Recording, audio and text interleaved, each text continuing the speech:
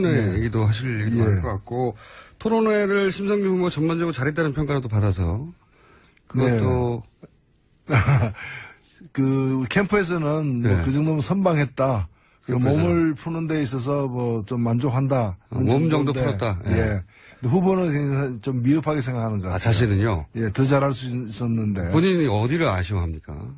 뭐 하고 싶은 얘기 다 못했다라는 좀 그런 문제의식을 갖고 있는 것 같고 해서 저는 일단은 뭐 후보에게 너무 많은 것을 주문하면 안 된다는 거죠. 뭐 사실 따지면 뭐 여러 가지가 부족한 게 있을 수는 있는데 일단 후보가 자신감 갖고 여유 있게 하는 게 좋다는 거고 유승민 후보가 그날 많은 박수를 받았는데 그렇죠. 예. 제가 볼 때는 뭐 내용이 특별히 좋았다기보다는 자연스러웠다. 맞습니다. 그러니까 다 소화해내고 자연스럽게 이제 억지 부리지 않았던 것이 연출되지 않은 듯한 그 느낌. 그래서 제일 이렇게 막 좀 뭔가 그 마음이 평정을 잃은 듯하게 보이는 사람이 제일 못한 가 되는 거죠, 사실. 그 평정을 잃었던 걸로 보이는 후보는 누구였습니까? 두 후보였는데 홍준표 후보는 의외로 원래 파이터거든요. 대단한 파이터죠, 사실. 엄청난 사람이죠. 저도 그렇죠. 많이 해봤기 때문에. 토론회에서 붙으면 이기기 쉽지 않은 제가 사람인데. 유일하게 그 상대가 홍준표 나올 때 유일하게 긴장하거든요. 예측 불허로 하기 때문에. 그렇죠. A로 공격했는데 C로 대받는 분이죠. 그렇죠. 그리고 정면 쳐다보고 옆으로 총 쏘는 사람이라서. 근데 이번에 보니까 거의 이제 제가 느끼는 건 뭔가 다리에 힘이 빠졌다. 다리에 힘이 빠졌다. 그러니까 전의가 좀 반쯤 상실된. 그러니까 워낙에 지지율이 적게 나고 한 자릿수다 보니까 그 원래 도끼나 이런 것들이 많이 없어졌어요. 본인이 많이 붙어보셨잖아요. 많이 해봤죠. 100분 토론이 뭐니 많이 해보셨잖아요. 정말. 이렇게 약한 모습은 처음 봤다. 약한 모습은 처음 봤다. 이제 실망스럽대요. 실망스럽다. 계속 이제 더 이상 근데 회복이 안 될 것 같아요. 뭐 거의 뭐 링에는 올라왔는데 혼수 상태. 혼수 상태. 안철수 후보도 좀 다들 그렇게 이제 지적을 했지만은 좀 참 그 토론을 하는 데 있어서 좀 이제 안습이었어요. 안습. 그 자체였다. 너무 이렇게 화가 나 있는 듯한. 경직된 느낌이 확실히. 그래서 그만큼 마음이 조급한 게 아닌가. 이렇게 보여지고. 문 후보 같은 경우에도 그 방어는 확실히 늘었더라고요. 방어하는 데서는 결기 있게. 문 후보가 토론에 약하다는 이미지가 있었어요, 실제로. 그래서 그것도 그 좋은 점이죠. 기대치가 낮으니까.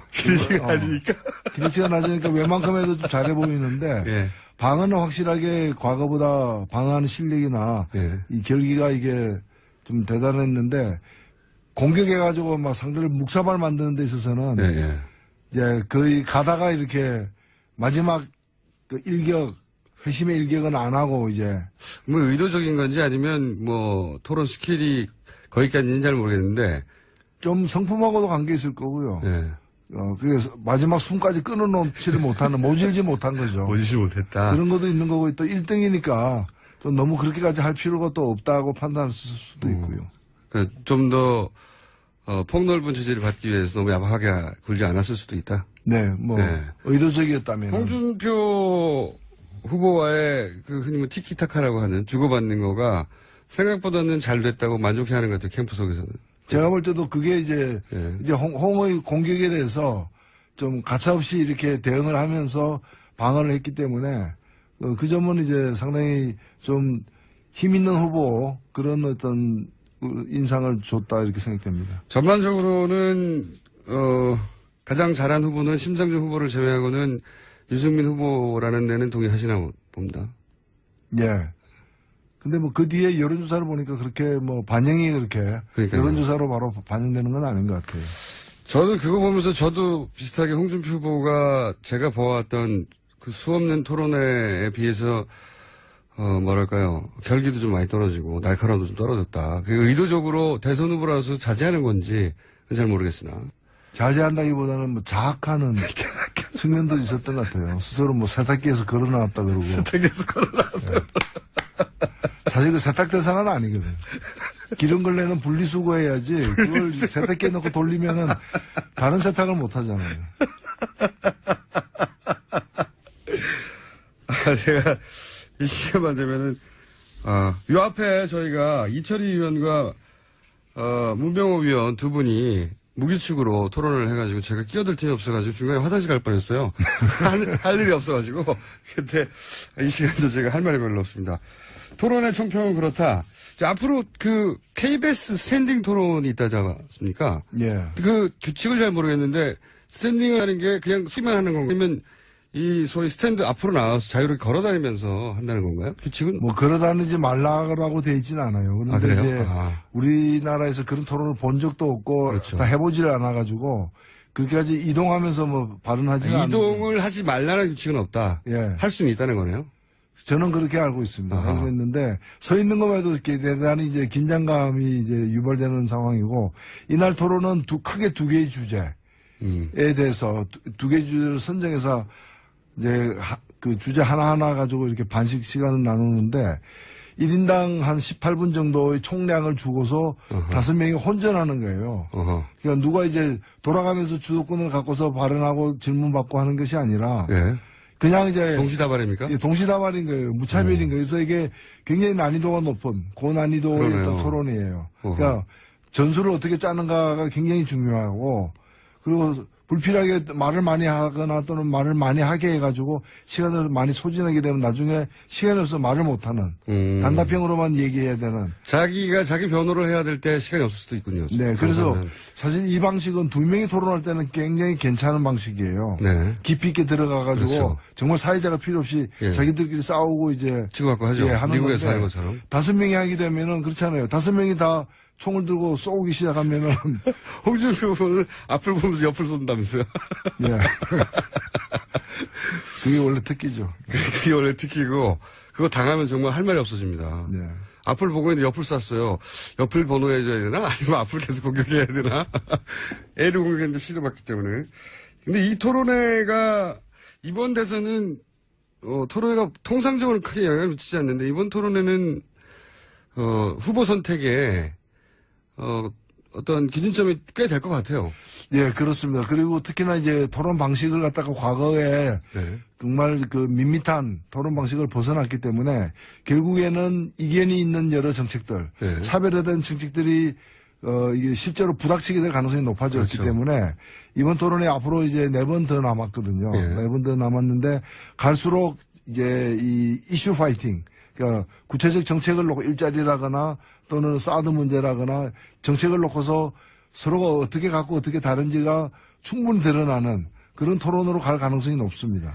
자, 그러면은, 심상정 후보의 전략은 어떻게 됩니까? 예를 들어서 홍준표 후보 같은 경우에 1번도 때려야 되고, 당연히. 본인의 표는 주적이니까. 문재인 후보도 때려야 되지만, 동시에 자신의 표를 가져갔다고 생각하는 안철수 후보도 때려야 되는, 동시 양쪽을 타격하고, 게다가 유승민 후보의 표도 또 가져와야 돼요. 이런 딜레마가 있고, 문재인 후보는 1위를 지켜야 되니까 모든 후보들에 대해서 야박하게는 못하게 가는 것 같고, 그죠? 안철수 후보는 이제 문재인 후보를 주로 공격하겠죠. 심상정 후보의 전략은 어떻게 됩니까? 네, 일단은 뭐 심상정 후보는 네거티브보다는 예. 또 심상정 후보에 대해서 또 네거티브로 공격하는 사람들도 없어요. 좀 그런 면에서 좀 외롭죠. 외롭죠. 네거티브 좀 해주세요, 사실. 네. 우리는 당분간 네거티브 환영입니다. 네, 네거티브 환영. 당분간 네거티브 환영. 그리고 심상정 후보가 다른 후보에 대해서 그 네거티브 판에 끼어들 의사는 별로 없고, 예. 심상정 후보가 준비하고 있는 그런 정책들이 다른, 예를 들면 뭐 홍준표 후보처럼 시대를 역행하는 그런 이제 그 노선에 대해서는 어떤 후보보다도 심상정 후보가 가장 확실하게 그 응징한다는 걸 보여줄 필요가 있고요. 예. 민주총 정교조 공약에 네. 대해서 예를 들어서. 그다음에 다른 후보도 다 같이 얘기하는 경제 민주화라거나 격차 해소라거나 예. 그런 뭐 정치 혁신에 대해서는 심상정 후보의 방안이 다른 후보보다 좀 더 차별성 있고 좀 더 낫다라는 걸 부각시키는 예. 그런 어떤 포지티브한 전략으로 이제 기본적으로 갈 것이다. 네. 심상정 후보의 고민은 이런 지점이 있는 것 같은데요. 지금 그 문재인 후보와 지지자들이 겹치는 부분이 분명히 존재하고 문재인 후보가 당선 가능성이 떨어진다고 생각하면 문재인 후보 쪽으로 몰렸다가 문재인 후보의 당선 가능성이 좀 높아진다고 생각하면 심상정 후보에게도 기회를 주자. 라고 이렇게 사실은 완전히 제로섬은 아니지만 후보를 가지고, 땡겨와야 되는 대상. 그렇다고 문재인 후보를 막 공격하면 또 심상정 후보한테 그게 불리하게 작용할 것 같고, 이 딜레마가 있을 것 같아요. 그죠? 예, 그래서 저희들은 뭐, 정권교체는 이미 확실한 거니까, 예. 뭐, 홍준표 후보가 되지는 않을 거 아니겠습니까? 그런 일은 없을 모르죠. 거라고, 아니, 그건 홍준표 후보도 확신하고 있는 거라고. 예. 그렇기 때문에 정권교체는 되는 거라면은, 이왕이면 어떤 정권교체가 돼야 되는가. 예. 심상정 후보와 같은 그런 진보적인 후보의 득표가 높아질수록, 또 그 발언권이 커지고, 그 정권교체의 어떤 방향도 더 진보적으로 될 수 있다는 점에서, 주저하지 마시고 표를 던지라고 말씀드리고 싶고. 예를 들어서 제가. 간혹 가다가 이제 예. 이런 게 있어요. 뭐, 사표 심리 비슷하게 그렇죠, 해가지고. 심상정 찍으면은 안철수 된다. 뭐, 이런. 아, 여기서 그런 구도가 나오는군요. 예, 홍준표 찍으면 문재인 된다라고 국민의당에서 튀어나왔고, 그랬더니 홍준표 후보가 무슨 소리냐. 안철수 찍으면 박지원 된다라고 예. 튀어나왔고, 근데 여기 심상정 후보 사이드에서 심상정 찍으면 안철수 된다. 그런 얘기를 저희들에게 하는 사람들이 있어요. 어허. 저는 그런 얘기 들을 때마다 그분들에게 얘기하죠. 그러면 안철수 되기를 원한다면 심상정 찍어라. 그럼 되잖아요. 안철수 후보가 되게 원한다면 되기를 원하는 사람들은 전부 다 심상정 찍으면 되잖아요. 그 말이 맞다면. 안철수 후보 지지자들 향해서. 예. 네. 안철수 후보. 공략 포인트가 참, 그러면 보수 표심에다가 지금 지지를 호소해야 되지 않습니까? 심상정 후보가. 제가 볼 때는 이번에 투표율이 그렇게 높을 것 같지가 않아요. 그래요? 전부 다 정치에 대한 관심 때문에 높을 거라고 다들 얘기하는데, 예. 제가 볼 때는 어느 때보다도 양강 구도가 지금 아니거든. 그리고 과거 영남, 호남, 뭐, YS, DJ, 식의 지금 구도가 아니기 때문에, 예. 어찌 보면은 그냥 구야권끼리 싸우는, 1, 2위를 다투는 측면도 있잖아요. 예. 그렇기 때문에, 이제까지 열심히 한 번도 안 빠지고 투표했던 분들 중에 이번에는 좀 빠질 분들이 생겨날 것 같아요. 그렇게 분석하십니까? 예, 그래서 70% 초반대를 안 넘어설 거다라고 보이는 거죠. 대선 투표율이. 예. 네네. 그리고 그 보수 표심이 그전에도 제가 말씀드렸지만은 정처 없이 지금 1월 달부터 시작해서 헤매고 있잖아요. 예. 황교안부터 뭐 그 여러 가지 이렇게 황교안 그 다음에 이렇게 뭐 안철수까지 이렇게 돌아다니고 있는데 이 부분들이 다 한 곳으로 다 직결하지는 못할 가능성이 높기 때문에 제가 볼 때는 뭐 그렇게 가파른 양강 구도로 가면서 다른 제3의 후보들의 표를 다 말려버리는 상황까지는 안 갈 것이다. 그래서 심상정 후보가 지금 현재 3% 박스권에 갇혀 있는데 이제 앞으로 남은 4번의 토론 속에서 이 박스를 깨고 나오면은 뭐 5%를 넘어서 가지고 저희가 목표가 2자리니까 그럼 3자리가 목표가 될 수가 없더라고. 그래서 목표는 2자리 숫자인데 그렇죠. 2자리 숫자로 이렇게 애초의 목표대로 한번 가볼 수도 있지 않느냐 이렇게 기대를 하고 있습니다. 거기까지 가는데 가장 큰 걸림돌은 뭐라고 보십니까? 걸림돌은 이제 계속 이제 전략적으로 사고하는 유권자들 그렇죠. 심리죠. 특히 진보 진영에서는 그런 전략적 선택을 많이 해왔기 때문에 전략적 투표를 비판적 지지라는 용어가 나온 지가 벌써 20년이 넘었어요. 예. 그래서 저희들도 저희들에 대해서도 좀 비판하면서 지지를 해달라. 네거티브를 좀 해달라. 예, 그렇죠. 비판적 지지를 학수고대하고 있다. 아니 그러면 심상정 후보 숨겨놓은 재산이라든가 이런 거 좀 없어요? 갑자기 막 정보를 좀 흘려주신다든가. 주식 숨겨놓은 게 만 몇백만 원씩 있다든지 뭐 있어야지 네거티브를 하죠. 그런 걸 좀 만들어주세요. 만들어주세요. 네거티브 소재가 너무 없으셔가지고 이쪽에. 포스터 논란은 어떻게 보십니까? 다른 당의 이야기이긴 하지만 안철수 후보 포스터가 마케팅적으로 성공하자 그거 가지고 막 그 국민의당하고 민주당이 공방을 벌였거든요. 노이즈 마케팅이죠. 네. 사실은 그 논란이 있는 거지. 그거 보고 뭐 사실 그 이재석 씨 작품이다라는 얘기도 처음에는 있고. 그랬는데 이재석 씨는 이제 직접 하지는 않았고 예. 뭐 감수 아이디어를 줬다. 감수. 근데 사실 제가 굉장히 좋아하는 분이거든요. 예. 그 특히 반전 평화와 관련된 그분 포스터들은 정말 이분 천재다. 발상을 뒤집는. 예. 근데 이번 포스터 보고 야, 너무 좋다, 천재다 이런 생각은 별로 안 들죠, 솔직히. 뭐 노이즈 마케팅의 소재가 된 것 같은데 당명 빠진 문제는요. 그럼 뭐 디자인이야 취향의 문제니까 당명을 뺀 거 가지고 공방을 벌이고 있잖아요. 이미지를 강화하기 위해서 뺐다는 말도 있고, 네. 그 다음에 이제 별로 득표에 도움이 안 되니까 뺐을 수 있고요. 그리고 뭔가 어떤 달라 보이게 하기 위해서 애를 많이 쓴 건 사실인 것 같아요. 네. 그다음에는 현수막도 마찬가지거든요. 굉장히 좁게 돼 있고. 그렇죠, 그렇죠. 그러니까 이게 사실은 잘하면 1등도 될 수 있는 2등 후보의 전략은 아니다. 아, 그렇게 보십니까? 거의 이렇게 절망에 가까운 3등이 이제 하여튼 몸부림을 치는 뭘 어떻게 몸부림쳐서라도 파격으로 나가서 뭔가 이렇게 판세를 갖다 바꿔보려는 그런 경우에선 뭐 전술이라고 보여집니다. 기존 문법을 벗어난 건 확실하고, 예, 그게 화제가 된 것까지도 확실합니다. 예. 자, 그러면 이번 대선에서, 다음에 이어질 토론회에서는 누구 한 사람을 공략하는 게 목표는 아니네요. 심상정 후보는. 본인의 차별점을 드러내는 게 목표네요. 뭐 차별성을 드러내기도 하고요. 그리고 되게 이제 좀 스스로 이렇게 망가져가는 분들도 있고 또 스스로 땅을 파는 분들도 있고 하기 때문에 네. 이제는 제가 볼 때 좀 인정사정 볼 것 없다. 인정사정 볼 것 없다. 네, 인정사정 볼 것 없이 헛발질하면은 바로 네. 쓰러뜨려야죠. 쓰러뜨리는 토론에서는 그렇죠. 네. 그리고 여러 가지 한일 위안부 협정과 관련해가지고 그때는 뭐 우리 정부가 없었다는 이상한 얘기를 한다거나 이럴 때 바로 좀 이렇게 만져줘야죠. 그래서 가차없이 이렇게 문제를 갖다가 이렇게 좀 제기도 하고 차별성을 드러내기도 하는 그런 전법으로 나갈 생각입니다. 그러니까 심상정 후보는 다른 후보들이 약점을 보이거나 실수를 하거나 말이 안 되는 소리를 하면 상대가 누구든 간에 그 약점에 대해서 정확하게 지적하고 쓰러뜨리겠다. 그렇죠. 인정사정 볼 것 없다. 인정사정 볼 것 없다. 다음 토론의 기본 각오가 남다른 거네요. 심상정 후보는.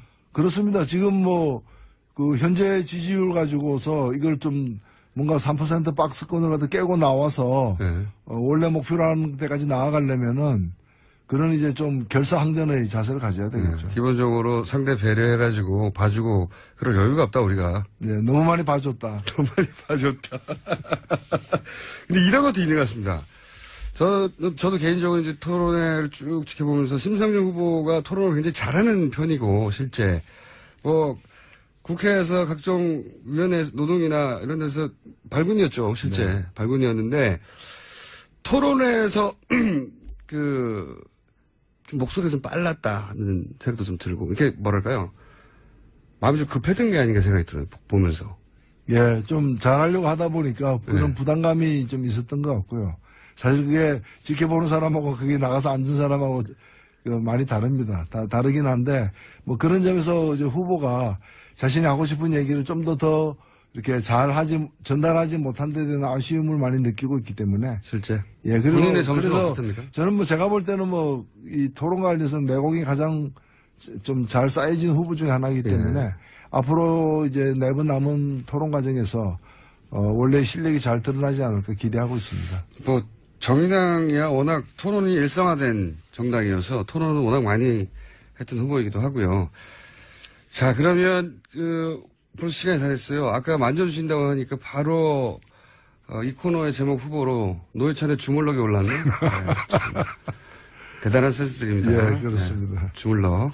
자, 주물럭 코너를 오늘은 주물럭이라고 하죠 그러면. 주물럭 코너를 끝내기 전에 심상정 후보의 노동이 당당한 나라가 뭔지 간략하게 설명해 주시고 오늘 마쳐야 될 것 같습니다. 네, 심상정 후보의 가장 핵심 슬로건은 노동이 당당한 나라인데요.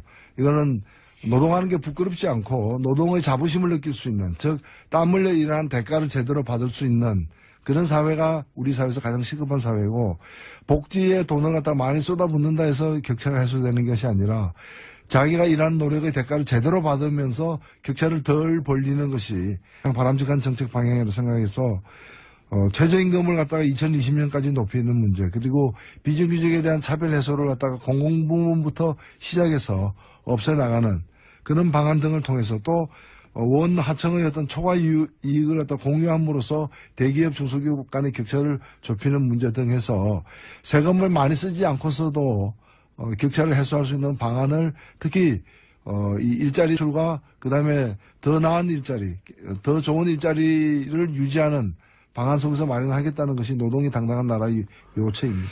알겠습니다. 본인이 일하는 근로자라고 노동자라고 생각하시는 분들은 심상정을 한번 더 봐달라 이런 말씀이시네요. 예. 오늘은 여기까지 하겠습니다. 지금까지 주물럭의 도회찬 원내대표였습니다.